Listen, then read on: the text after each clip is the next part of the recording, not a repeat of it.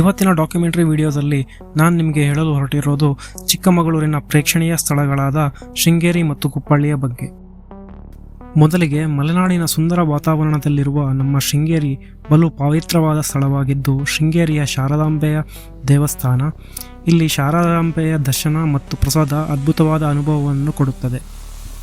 ಚಿಕ್ಕ ಮಕ್ಕಳಿಗೆ ಇಲ್ಲಿ ಅಕ್ಷರಾಭ್ಯಾಸವೂ ಕೂಡ ನಡೆದು ಬಂದಿದ್ದು, ತಮ್ಮ ಮಕ್ಕಳನ್ನು ಇಲ್ಲಿ ಕರೆತಂದು ಅಕ್ಷರಾಭ್ಯಾಸ ಮಾಡಿಸಬಹುದಾಗಿದೆ.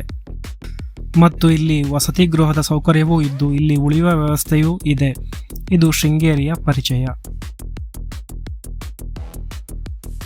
ಇಲ್ಲಿಂದ ನಾವು ಹೊರಟಿರುವುದು ಕುಪ್ಪಳ್ಳಿಗೆ. ಶೃಂಗೇರಿಯಿಂದ 35 ಕಿಲೋಮೀಟರ್ ದೂರದಲ್ಲಿರುವ ಕುಪ್ಪಳ್ಳಿಯು ಕುವೆಂಪುರವರ ಊರಾಗಿದ್ದು, ಇಲ್ಲಿ ಕವಿಮನೆ ಹಚ್ಚ ಹಸಿರಿನ ಮಧ್ಯ ಇದ್ದು ಇದೊಂದು ಸುಂದರ ಸ್ಥಳವಾಗಿರುತ್ತದೆ. ಮನೆಯೊಳಗೆ ಚಿತ್ರೀಕರಣ ನಿಷೇಧವಿದ್ದು ವಿಡಿಯೋದಲ್ಲಿ ತೋರಿಸಲು ಸಾಧ್ಯವಾಗಿಲ್ಲ. ಕುವೆಂಪುರವರ ಒಂದೆರಡು ಸಾಲುಗಳು, ಎಲ್ಲಿಯೂ ನಿಲ್ಲದಿರು, ಮನೆಯನೆಂದು ಕಟ್ಟದಿರು, ಗುರಿಯನೆಂದು ಮುಟ್ಟದಿರು. ಈ ಸಾಲುಗಳು ಜೀವನ ಸವಿಯುವ ಸತ್ಯವನ್ನು ತಿಳಿಸುತ್ತದೆ. ಈ ಸಾಲಿನ ಮೂಲಕ ವಿಡಿಯೋವನ್ನು ಮುಗಿಸುತ್ತೇನೆ. ನೀವು ಚಿಕ್ಕಮಗಳೂರಿಗೆ ಬಂದಾಗ ಈ 2 ಸ್ಥಳಗಳನ್ನು ತಪ್ಪದೇ ನೋಡಿ. ಧನ್ಯವಾದಗಳು.